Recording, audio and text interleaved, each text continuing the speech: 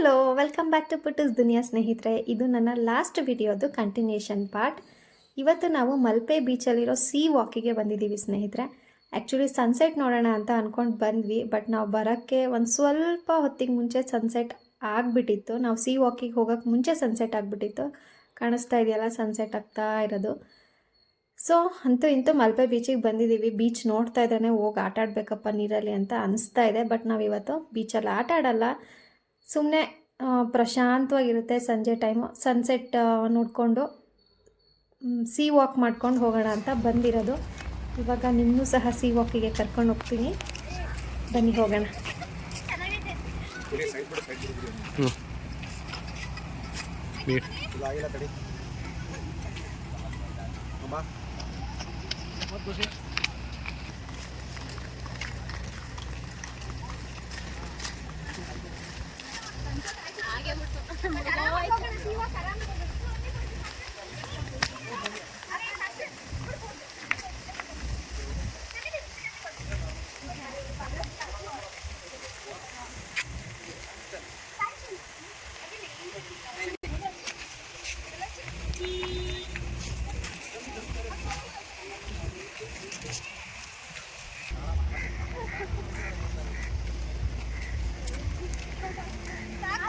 ಸ್ನೇಹಿತರೆ, ಇವಾಗ ನಾವು ಬಂದಿರೋ ಕಡೆ ಸೆಂಟ್ ಮೇರೀಸ್ ಐಲ್ಯಾಂಡಿಗೆ ಹೋಗೋಕ್ಕೆ ಬೋಟಿಂಗ್ ಸಹ ಇದೆ.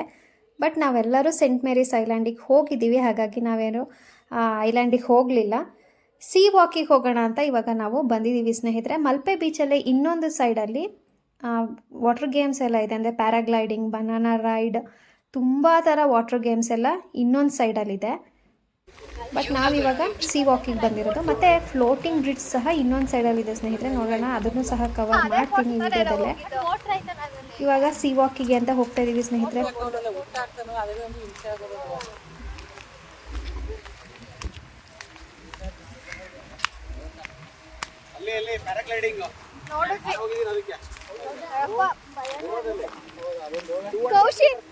ಕೌಶಿಕ್ ಕಳಿಸ್ಬೇಕು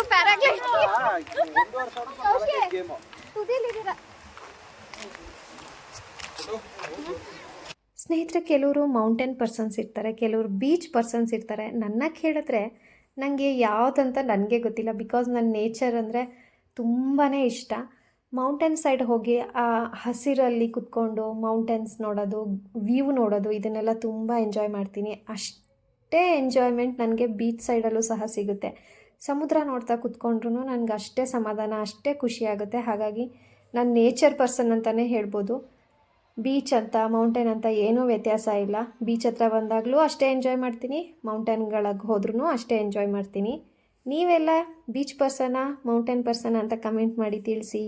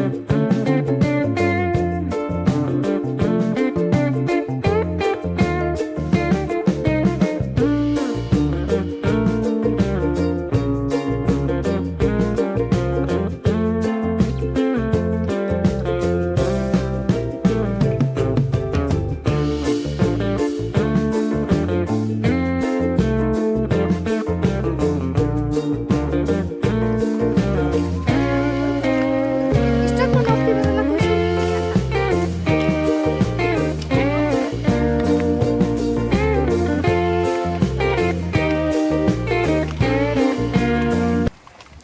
ಇಲ್ಲೆಲ್ಲ ಫಿಶಿಂಗ್ ಮಾಡ್ತಾ ಇದ್ದಾರೆ ನೋಡಿ. ಫಿಶ್ ಹಿಡಿಯೋದು ನೋಡ್ಬೇಕಾಗಿ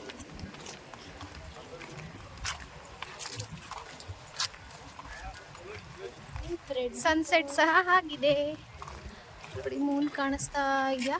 ಮೂನ್ ಅರ್ಧ ಚಂದ್ರ. ಸಿಂಗಲ್ ಸ್ಟಾರ್ ಕಾಣಿಸ್ತಾ ಇದೆಯಾ? ಸ್ಟಾರೇ ಕಾಣಿಸ್ತಾ ಇಲ್ಲ.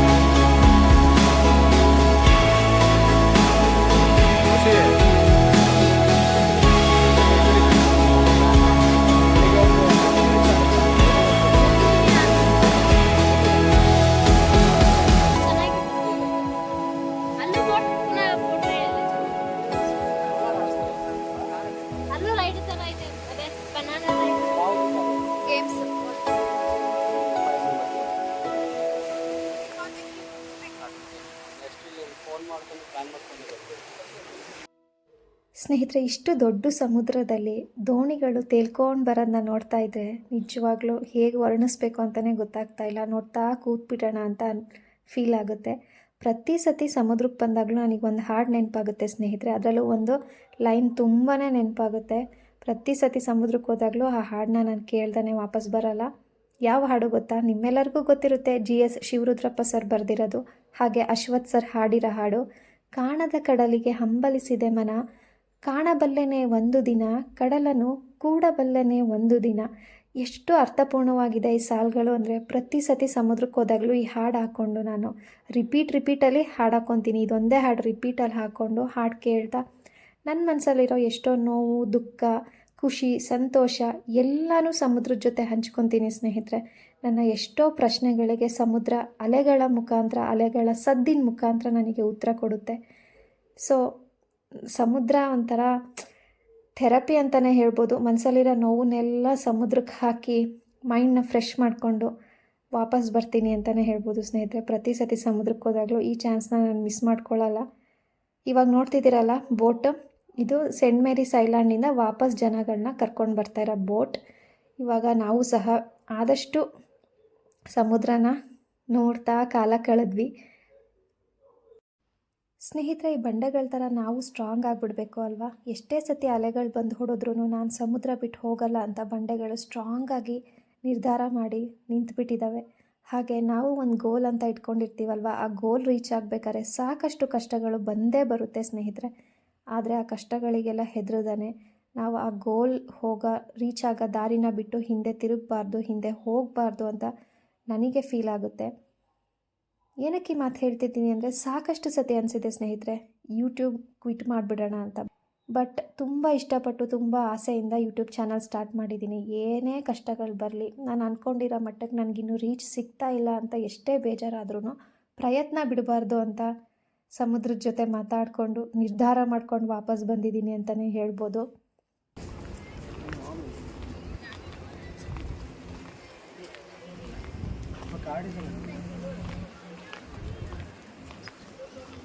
ಸ್ನೇಹಿತರೆ, ಇವಾಗ ಸಿ ವಾಕ್ ಮುಗಿಸ್ಕೊಂಡು ನೆಕ್ಸ್ಟ್ ಎಲ್ಲಿಗೆ ಹೋಗ್ತಿದ್ದೀವಿ ನನಗೂ ಗೊತ್ತಿಲ್ಲ. ಏನಾದ್ರು ಚಾಟ್ಸ್ ತಿನ್ನೋಣ ಅಂತ ಇದ್ರು ಮೋಹನ್. ನೋಡಬೇಕು ಎಲ್ಲಿಗೆ ಹೋಗ್ತೀವಿ ಅಂತ ಶೇರ್ ಮಾಡ್ತೀನಿ. ಹೇಗೆ ಅನ್ನಿಸ್ತು ಸಿ ವಾಕ್ ನಿಮಗೆ? ನನಗಂತೂ ತುಂಬ ಖುಷಿ ಆಯಿತು.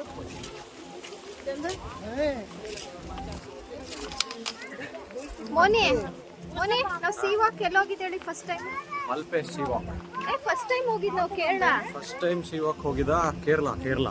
ಯಾವ ಬೀಚ್ ಅದು? ಕೊಚ್ಚಿನ್, ಕೋಝಿಕೋಡ್ ಕೊಚ್ಚಿನಲ್ಲಿ. ಬೀಚ್ ಹೆಸರು ಯಾವುದು ಅಂತ ನೆನಪಿಲ್ಲ. ಹೋಗಿದೆ ಬಟ್ ನಾವು ಅಲ್ಲಿ ಫಸ್ಟ್ ಟೈಮ್ ಸಿ ವಾಕ್ ಅಂತ ಹೋಗಿದ್ದಲ್ಲೇ. ಇದು ಮಲ್ಪೆ ಸಿ ವಾಕ್ ಚೆನ್ನಾಗಿ ಮಾಡಿದಾರೆ, ಒಳ್ಳೆ ಲೊಕೇಶನ್. ಮಾರ್ನಿಂಗ್ಸ್ಗಿಂತ ಈವ್ನಿಂಗ್ಸ್ ಆಫ್ಟರ್ 5:30 ಇಂದ 6 o'clock ಮೇಲೆ ಸಖತ್ತಾಗಿರುತ್ತೆ. ನೆಕ್ಸ್ಟ್ ಎಲ್ಲಿಗೆ ಇದೆ, ನೆಕ್ಸ್ಟ್ ಎಲ್ಲಿಗೆ ಹೋಗ್ತಾ ಇದೀವಿ? ಎಲ್ಲಿ ಮೋಸ್ಟ್ಲಿ ಅಲ್ಲಿ ಬೀಚಲ್ಲಿ ಮಾಡಿದ್ದಾರೆ. ಹೋಯ್ತಾನೆ ಇರ್ತಾರೆ. ನೈಟ್ ಎಲ್ಲ ಹೋಗ್ತಾರಾ ಮೀನ್ ಹಿಡಿಯಕ್ಕೆ? ಬೌಂಡ್ರಿ ಮಾಡಿರ್ತಾರೆ ಎಷ್ಟು ಅಂತ ದಾಸ ಬಂದಿಲ್ಲ.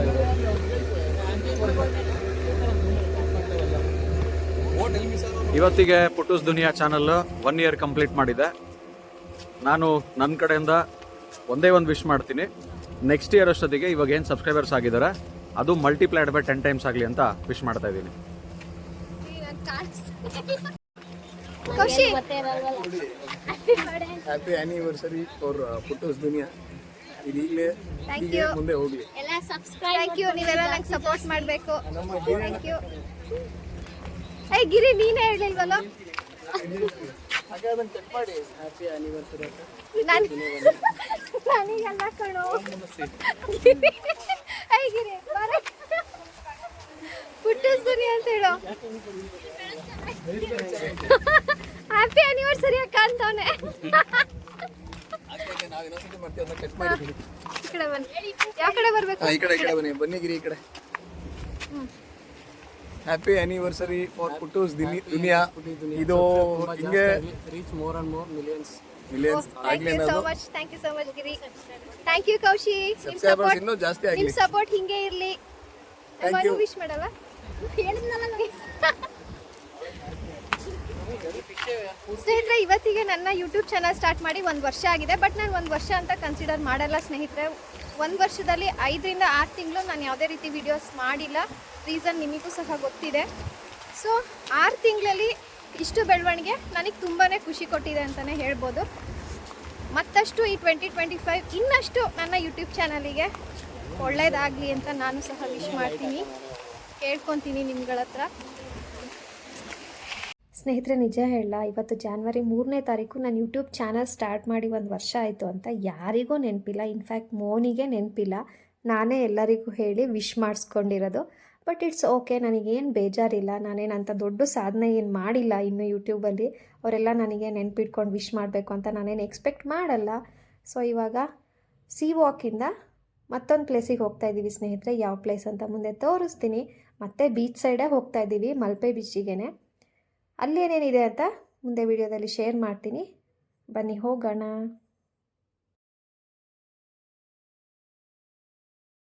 ಸ್ನೇಹಿತರೆ ನಾವು ಮತ್ತೆ ಮಲ್ಪೆ ಬೀಚ್ ಹತ್ರನೇ ಬಂದಿರೋದು. ಇಲ್ಲಿ ಫ್ಲೋಟಿಂಗ್ ಬ್ರಿಡ್ಜ್ ಇದೆ ಸ್ನೇಹಿತರೆ. ಬಟ್ ನಾವು ಬರೋ ಅಷ್ಟೊತ್ತಿಗೆ ತುಂಬಾ ಲೇಟ್ ಆಗಿತ್ತು, ಕತ್ಲೆ ಸಹ ಆಗಿಬಿಟ್ಟಿತ್ತಲ್ವ. ಆವಾಗ ಫ್ಲೋಟಿಂಗ್ ಬ್ರಿಡ್ಜ್ಗೆಲ್ಲ ಅಲೋ ಮಾಡ್ತಿರ್ಲಿಲ್ಲ. ಸೊ ದೂರದಿಂದನೇ ಫ್ಲೋಟಿಂಗ್ ಬ್ರಿಡ್ಜ್ ನೋಡಿಕೊಂಡು ಕ್ಯಾಮಲ್ ರೈಡ್ ಇತ್ತು, ಹಾರ್ಸ್ ರೈಡ್ ಇತ್ತು, ಹಾಗೆ ಕೆಲವೊಂದೊಂದು ಶಾಪ್ಸ್ ಇತ್ತು, ಮತ್ತು ಚಾಟ್ಸ್ಗಳೆಲ್ಲ ಇತ್ತು. ಅದನ್ನೆಲ್ಲ ಸ್ವಲ್ಪ ತಿನ್ಕೊಂಡು ಇಲ್ಲೊಂದು ಸ್ವಲ್ಪ ಟೈಮ್ ಸ್ಪೆಂಡ್ ಮಾಡಿ ಹೋಗೋಣ ಅಂತ ಬಂದಿದ್ದೀವಿ. ನೋಡೋಣ, ನಾನು ಕ್ಯಾಮಲ್ ರೈಡ್ ಒಂದು ಸತಿನೂ ಮಾಡಿಲ್ಲ, ಆದರೆ ಇವತ್ತು ಟ್ರೈ ಮಾಡ್ತೀನಿ.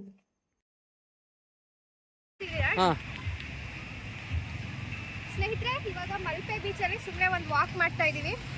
ನೋಡಿ ಇಲ್ಲಿ ಕ್ಯಾಮಲ್ ರೈಡ್ ಎಲ್ಲ ಇದೆ. ವೇವ್ಸ್ ನೋಡಿ, ಸೌಂಡ್ ವೇವ್ಸ್ದು ಸಕ್ಕತ್ತಾಗಿ ಕೇಳಿಸ್ತಾ ಇದೆಯಲ್ಲ. ಮತ್ತು ಅಲ್ಲಿ ಫ್ಲೋಟಿಂಗ್ ಬ್ರಿಡ್ಜ್ ಇದೆ.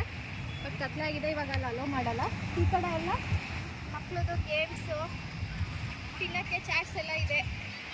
ನಾವಿವಾಗ ಮಾವಿನಕಾಯಿ ತಿಂದು ಸುಮ್ಮನೆ ಹಂಗೆ ವಾಕ್ ಮಾಡ್ತಾ ಇದ್ದೀವಿ. ಕ್ಯಾಮಲ್ ರೈಡ್ ಎಷ್ಟು ಅಂತ ಕೇಳೋಣ, ಸುಮ್ಮನೆ ಬಾ.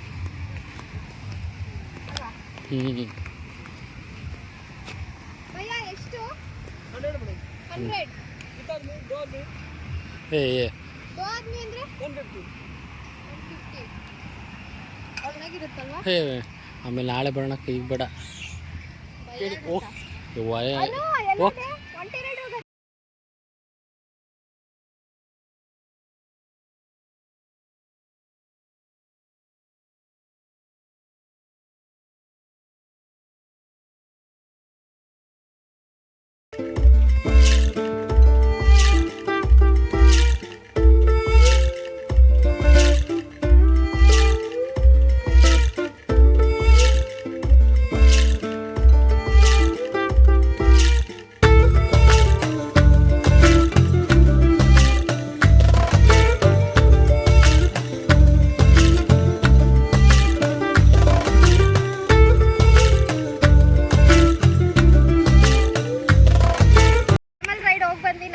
ಸಖತ್ತಾಗಿತ್ತು. ಅನು ಸಖತ್ ಟ್ರೈ ಮಾಡಿದ್ಲು ಅಂತಕ್ಕೆ, ಅಕ್ಕ ಅವಳು ಎದುರ್ಕೊಂಡ್ಬಿಟ್ಲು, ಬರಲಿಲ್ಲ. ನಾನು ಗಿರಿ ಹೋಗಿ ಬಂದೆ, ಚೆನ್ನಾಗಿತ್ತು. ನಾನು ಇಲ್ಲ ಒಂದು 3 ನಿಮಿಷ ಕರ್ಕೊಂಡು ಹೋದ್ರು, ಬಂದರು ಅಷ್ಟೇ. ಸೊ ಸ್ನೇಹಿತರೆ, ಇವತ್ತು ನಮ್ಮ ಮೊದಲನೇ ದಿನದ ಉಡುಪಿ ಟ್ರಿಪ್ ಹೀಗೆಲ್ಲ ಕಳೆದ್ವಿ. ಇನ್ನೇನು ಇವಾಗ ಬೀಚಲ್ಲೇ ಸ್ವಲ್ಪ ಕುತ್ಕೊಂಡು ರೂಮಿಗೆ ಹೋಗೋದು. ನಾನು ಸ್ಟೇ ಬಗ್ಗೆ ನಿಮ್ಮ ಹತ್ರ ಏನು ಶೇರ್ ಮಾಡಿಲ್ಲ. ಮ್ಯೂಸಿಕ್ ಬರ್ತಾ ಇದೆ ಅನ್ಸುತ್ತಲ್ವಾ ಗಿರಿ? ಮ್ಯೂಸಿಕ್ ಬಂದರೆ ಕಾಪಿ ರೈಟ್ ಆಗ್ಬಿಡುತ್ತೆ ಮಾತಾಡೋದು.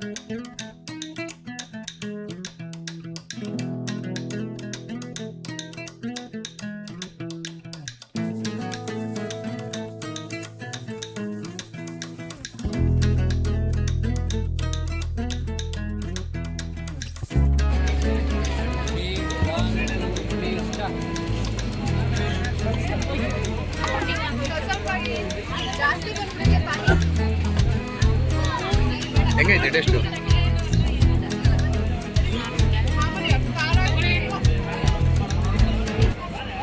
ಸ್ನೇಹಿತರೆ, ಇಲ್ಲಿಂದ ಉಡುಪಿ ಸಿಟಿ ಒಳಗೆ ಹೋದ್ವಿ. ಅಲ್ಲಿ ವೈಶಾಲಿ ಪಾವ್ಭಾಜಿ ಸೆಂಟರ್ ಅಂತ ಫೇಮಸ್. ಅದನ್ನು ಸ್ವಲ್ಪ ಪಾವ್ಭಾಜಿ ಟ್ರೈ ಮಾಡೋಣ ಅಂದ್ಕೊಂಡು ಹೋದ್ವಿ. ಬಟ್ ಅಲ್ಲಿ ಸಿಗಲಿಲ್ಲ, ಕ್ಲೋಸ್ ಆಗಿಬಿಟ್ಟಿತ್ತು.